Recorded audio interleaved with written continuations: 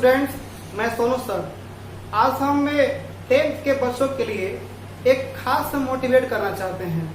बहुत सारे स्टूडेंट ये सोचते हैं कि 10th क्लास चले जाते हैं तो बहुत चिंतित रहते हैं कि अपने सब्जेक्ट को कैसे पूरा करें।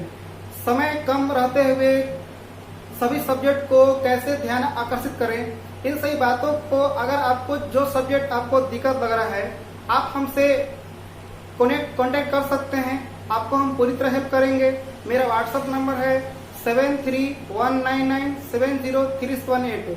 देखिए, विद्यार्थी जो सब्जेक्ट पढ़कर नहीं थकता है ना, वो विद्यार्थी सोचकर थक जाता है। वो सोचने लगता है कि हम कौन सब्जेक्ट पढ़ें, कौन नहीं पढ़ें। इन सारी बातों में उलझ जाता है और उलझने के बाद क्या है, वो कोई सब्जेक्ट को नहीं पढ़ पाता है। बहुत से विद्यार्थी सोचते हैं ना कि आज अभी थोड़ा आराम कर लेते हैं, शाम को पढ़ लेंगे, सुबह पढ़ लेंगे। जैसी शाम होती है तो शाम को विद्यार्थी क्या करता है, फिर वही बात दोहराता है कि कौन सब्जेक्ट पढ़ें, कहाँ से स्टार्ट करें। अरे ऐसा कुछ मत कीजिए, ऐसा कुछ आपको नहीं करना है। आप समय निर्धारित मत कीजिए। आपको जो सब्जेक्ट आपको अच्छा लग रहा है वो सब्जेक्ट आप स्टार्ट कीजिए। आप स्टार्ट कीजिएगा तो आपको खुद समझ में आएगा कि मेरा सब्जेक्ट ये क्लियर हो गया, ताकि दूसरा सब्जेक्ट कैसे क्लियर करें, उस पर फोकस करें। उस पर फोकस करने के बाद उसका नंबर कैसे अधिक हम एग्जाम में पा सकते हैं। देखिए, आपको कोई सब्जेक्ट में आपको कुछ भी प्रॉब्लम हो रहा है या आपको ऐसा लग रहा है कि तैयारी कैसे किया जाए, तो आप हमसे संपर्क कीजिए। आपको हम पूरी तरह आपको हम हेल्प करेंगे। आपको हम बताएंगे कि कौन सब्जेक्ट को कैसे पढ़ें ताकि उस सब्जेक्ट में आप अच्छा नंबर प्राप्त कर सकते हैं।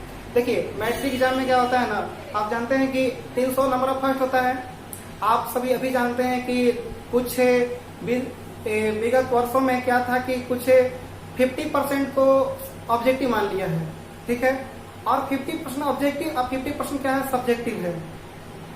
अब ये नहीं कि आपको ऑब्जेक्टिव पर ज्यादा फोकस करना है और सब्जेक्टिव पर ज्यादा फोकस करना है, ऐसा कुछ नहीं है। आप बुक का अध्ययन कीजिए।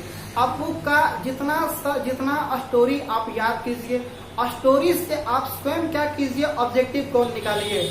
आप पेंसिल लीजिए, कॉपी उठाइए, आप स्टोरी पढ़ना स्टार्ट कीजिए। स्टोरी पढ़िए। स्टोरी पढ़ने के बाद जो आपको ऐसा इम्पोर्टेंट पॉइंट लगे, आप इस इम्पोर्टेंट पॉइंट को आप क्या कीजिए, आप नोट कीजिए, या बुक पर आप अंडरलाइन कीजिए या कॉपी में नोट कीजिए। और जैसे आपका स्टोरी खत्म होता है ना, पुनः आप जहां जहां आप नोट किए हैं या जहां जहां आप अंडरलाइन किए हैं, उस पॉइंट को रिपीट कीजिए ताकि आपको हमेशा आपको याद रहे। और देखिए, नंबर आपको उठाना है मैट्रिक में ना, तब क्या कीजिए, सबसे पहले आपको ज्यादा, देखिए आप सब जानते हैं कि ट्यूशन में सभी लोग, या ट्यूशन हो या कहीं कोचिंग हो, या बहुत सारे छात्र क्या करते हैं, यानी साइंस पर और मैथ पर ज्यादा फोकस करते हैं। बिल्कुल, हालांकि फोकस करते भी हैं। देखिए, साइंस और मैथ ये दोनों सब्जेक्ट, और उसके बाद रह गए सवाल हिंदी, संस्कृत और एसएसटी और इंग्लिश हो गया, ठीक है। हिंदी क्या कीजिए, हिंदी को आप मत देखिए, हिंदी में जितना सारा टॉपिक का, जितना सा उसका अभ्यास का जो उसका लेखक का नाम है, लेखक नाम याद कीजिए। उससे आपको ऑब्जेक्टिव में बहुत से फायदेमंद होगा। और प्रतिदिन आप क्या कीजिए, हिंदी का आप प्रश्न उत्तर भले याद मत कीजिए, कोई दिक्कत नहीं है। आप क्या कीजिए, डेली एक स्टोरी खाली पढ़ना स्टार्ट कर दीजिए। आप एक स्टोरी पढ़े बिना आप सोइए मत। आप अगर स्टोरी के पढ़ते हैं तो जितना सारा अभ्यास में कोई भी क्वेश्चन रहेगा, आप उसका आंसर देने के लिए आप सक्षम हो जाएंगे। आज से यह पहल अपनाइए, आप जरूर हिंदी को मजबूत कर पाइएगा। आप देखिए, आपका रह गया एसएसटी। आप देखिए, हम ये नहीं कहेंगे कि किसी सब्जेक्ट पर अधिक फोकस कीजिए, किसी सब्जेक्ट पर कम फोकस कीजिए, ऐसा कुछ नहीं है। आपको सब सब्जेक्ट पर फोकस करना ही है। बट ये भी ध्यान रखना है कि आपको हिंदी में केवल 2 बुक हैं, यानी फर्स्ट हिंदी और सेकंड हिंदी। अब एसएसटी में आपका 5 बुक हो जा रहा है, यानी हिस्ट्री हो जा रहा है, जियोग्राफी हो जा रहा है, फिर आपका इकोनॉमिक्स हो गया है, डायसेस्टर मैनेजमेंट हो गया, एक्स हो गया।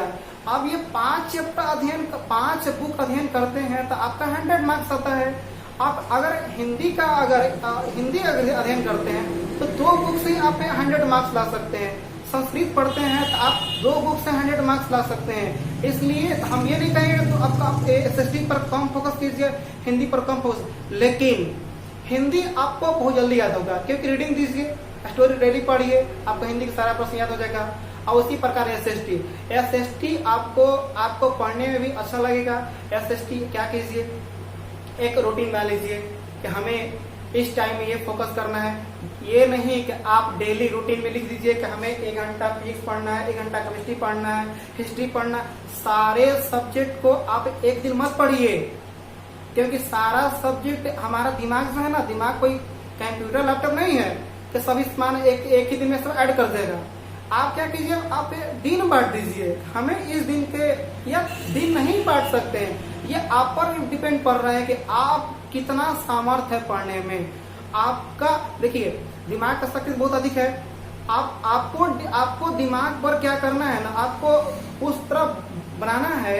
देखिए दिमाग कभी भी क्या करता है ना, अभी कभी भी ये पॉजिटिव सोचने नहीं करता, हमेशा नेगेटिव सोचने के करता है। अगर आप देखिए आप पढ़ने के लिए सोचिएगा ना, तो जब कभी आप पढ़ने बैठते हैं तो आप सोचते हैं कि ये सब्जेक्ट पढ़े, लेकिन दिमाग तुरंत कहता है कि छोड़ो, सुबह पढ़ लेंगे, शाम को पढ़ लेंगे। लेकिन देखिए दिमाग जो है हमेशा पॉजिटिव कार्य नेगेटिव के लिए करता है, लेकिन उस पर हमें क्या होना, हावी होना है, उसको हमको कंट्रोल करना है। हमें उस टाइम कहना है नहीं, हमें अभी कभी पढ़ना है, अभी हमें समाप्त करना है। जैसे आप जानते होंगे, आप सभी जानते होंगे कि मान लीजिए आपका कल एग्जाम होगा, ठीक है। आपका अगर कल एग्जाम रहता है तो आप देखते हैं कितना सारा मेहनत करते हैं, बहुत सारा प्रश्न उत्तर याद करते हैं कि हो सकता है कि ये एग्जाम कल आ जाए। लेकिन आपको वैसा एक दिन नहीं, आपको जब तक आपको एग्जाम नहीं क्रैक कर जाते हैं तब तक आप ऐसा ही सोच के चलिए कि मेरा कल एग्जाम है और आज हमें समाप्त करना है। ऐसा करके आप पढ़िएगा तो आप जीवन में कभी पीछे नहीं जाइएगा, हमेशा निरंतर आगे बढ़ते जाइएगा। देखिए कहीं आप सोचते होंगे जो मान लीजिए बिहार टॉपर आता है तो क्या उसके लिए 25 घंटा समय रहता है दिन भर में? ऐसा नहीं है, उसके लिए भी 24 घंटा ही बनाया गया है। लेकिन वो 24 घंटा को अलग तरीका से अध्ययन करता है और कुछ लोग क्या करते हैं, अलग तरीका से अध्ययन करते हैं। 24 घंटा को आप इतना इम्पोर्टेंट मानिए, जैसा सोचिए कि आज का दिन अब कभी आएगा नहीं, हालांकि आएगा भी नहीं, लेकिन उसी तरह ऐसा सोचिए कल मेरा एग्जाम है और आज हमें खत्म करना है। उस तरह आज से पहल अपनाइए, आप लाइफ में जरूर सक्सेस होइएगा। आप मेरी बात में जरूर मानिएगा। एक भाई के नाते या टीचर के नाते, एक बड़ा जो भी आप रिस्पेक्ट देना चाहते हैं उसके नाते आप एक मेरा पहल अपनाइए। आप बिहार बोर्ड में अच्छे से अच्छे अंक प्राप्त कर सकते हैं। अच्छे अंक प्राप्त करने के साथ साथ आपको एक बहुत अच्छा नॉलेज भी होगा। और इसी तरह एक्सपीरियंस वीडियो आपको हम शेयर करते रहेंगे। आप मेरे चैनल सब्सक्राइब करके आप मेरा जितना सारा आप देखिए एनसीईआरटी बुक का हम ऑल क्वेश्चन सोल्यूशन कर रहे हैं। आप मेरे चैनल सब्सक्राइब करके अपने दोस्तों के साथ शेयर कीजिए।